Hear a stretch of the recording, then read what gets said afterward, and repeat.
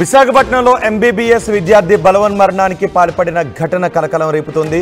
College building పై నుంచి దూకి medico బలవన్మరణానికి పాల్పడ్డాడు. College vice principal Sridhar Reddy వేధింపులతోనే బలవన్మరణానికి పాల్పడ్డాడు అని తెలుస్తోంది. మరణించిన విద్యార్థిని శ్రీరామ్గా గుర్తించారు పోలీసులు. కాలేజీ ఎదుట ఆ మెడికో బంధువులు విద్యార్థులు ఆందోళన చేస్తున్న దృశ్యాలు ఇప్పుడు మీరు ఆర్టీవీ స్క్రీన్ పైన చూస్తున్నారు. శ్రీరామ్ మృతికి కారకులను కఠినంగా శిక్షించాలి అని విద్యార్థులు వారి తల్లిదండ్రులు డిమాండ్ చేస్తున్నారు. ఈ ఘటనకు సంబంధించి పూర్తి సమాచారం మా ప్రతినిధి శివరామకృష్ణ అందిస్తారు.